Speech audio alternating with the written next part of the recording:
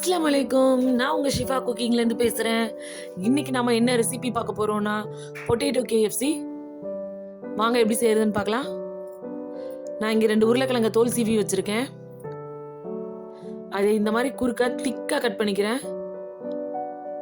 திரும்ப அதை இந்த மாதிரி நீளமாக கட் பண்ணிக்கலாம். நீங்கள் கட் பண்ணும்போது நல்லா திக்காக கட் பண்ணிக்கோங்க. ஃப்ரெஞ்ச் ஃப்ரைஸ் மாதிரி மெல்லிஸாக கட் பண்ணிடாதீங்க. நல்ல ஒரு திக் ஸ்லைஸாக கட் பண்ணிக்கோங்க. பாருங்கள், நான் எந்த மாதிரி எப்படி கட் பண்ணி வச்சுருக்கேன்னு பார்த்துக்கோங்க. அந்த உருளைக்கிழங்க தண்ணியில் போட்டு வச்சுருங்க. இதை இப்போ ஓரமாக எடுத்து வச்சுட்டு நம்ம இதுக்கு தேவையான மாவு எடுத்துக்கிறேன்.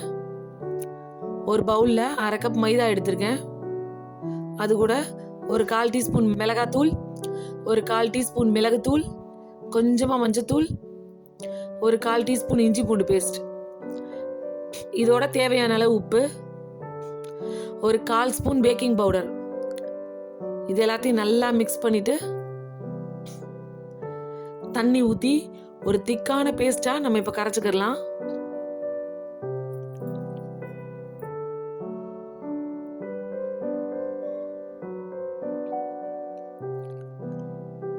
இந்த மாவுல நான் சேர்த்துருக்கிறது வந்து பேக்கிங் சோடா கிடையாது, பேக்கிங் பவுடர்.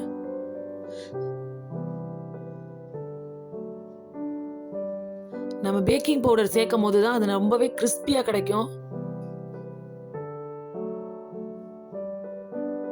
பாத்தீங்களா, நல்லா திக்கா கரைச்சிட்டேன். ஸ்பூன்ல எல்லாம் இந்த மாதிரி இருக்கணும்.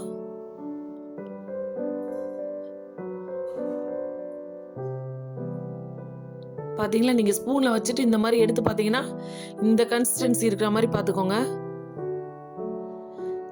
அந்த உருளைக்கிழங்க சுத்தமாக தண்ணி இல்லாமல் வடிச்சிட்டு அதை அப்படியே அந்த மாவில் சேர்த்து நல்லா மிக்ஸ் பண்ணி விட்டுருங்க. உருளைக்கிழங்க சுத்தமாக தண்ணியே இல்லாமல் எடுத்துட்டு அதுக்கப்புறம் சேருங்க. இல்லைன்னா நம்மளோட மிக்சர் வந்து தண்ணி ஆயிரும். இப்போ இன்னொரு பவுலில் ஒரு 1/2 கப் மைதா எடுத்திருக்கேன். அது கூட ஒரு 1/2 ஸ்பூன் மிளகாத்தூள், தேவையான அளவு உப்பு, ஒரு 1/4 ஸ்பூன் மிளகுத்தூள், ஒரு 1/4 ஸ்பூன் பேக்கிங் பவுடர். இது எல்லாத்தையும் நல்லா மிக்ஸ் பண்ணி விட்டுக்கிறேன்.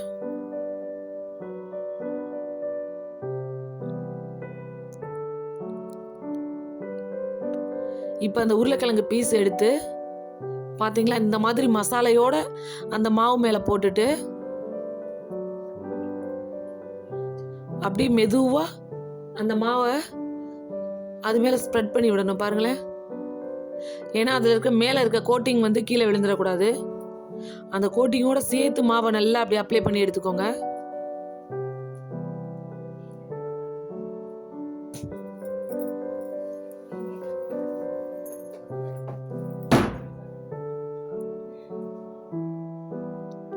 பாத்தீங்களா, இதே மாதிரி டைட்டா ஒரு பிரஸ் பண்ணி உருளைக்கிழங்கு மேல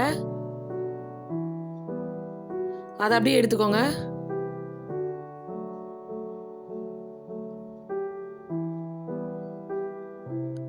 நீங்க எடுக்கும் போது அந்த மசாலையோட சேர்த்து எடுங்க. எடுத்துட்டு பாத்தீங்களா, ரொம்ப லைட்டா தான். இப்ப நான் அடுப்புல எண்ணெயை நல்லா காய வச்சிருக்கேன். எண்ணெய் சூடாயிருச்சான்னு செக் பண்ணி பார்த்தேன். சூடாயிருச்சு. இப்போ நம்ம வச்சிருக்க உருளைக்கிழங்கு எல்லாத்தையும் இதோட சேர்த்துடலாம். நல்லா ஹை ஃப்ளேமில் இருக்கிற மாதிரி வச்சுக்கோங்க. அப்போ தான் உடனே இது கிறிஸ்பி ஆகி வரும். ரொம்ப லோ ஃப்ளேமில் இருந்தால் அந்த கிறிஸ்பினஸ் கிடைக்காது. பார்த்தீங்களா, KFC மாதிரி இப்போ பார்க்கும் போது எவ்வளோ கிறிஸ்பியாக உங்களுக்கு தெரியுதா?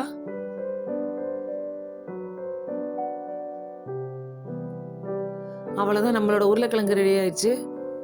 இப்போ எல்லாத்தையும் வெளியில் எடுத்துக்கலாம். நான் எடுக்கும் போது நீங்கள் பார்த்தாலே தெரியும் அது எப்படி ரியல் KFC மாதிரி ஒரு சிக்கன் மாதிரியே இருக்குன்னு.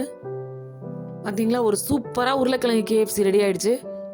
என்னோட இந்த ரெசிபி உங்களுக்கு பிடிச்சிருந்துச்சுன்னா என்னோட சேனலை லைக் பண்ணுங்கள், ஷேர் பண்ணுங்கள், சப்ஸ்கிரைப் பண்ணுங்கள். மறந்துடாமல் பெல் ஐக்கானை கிளிக் பண்ணுங்கள். சூப்பர், சப்ஸ்கிரைப் பண்ணுங்கள். தேங்க்யூ.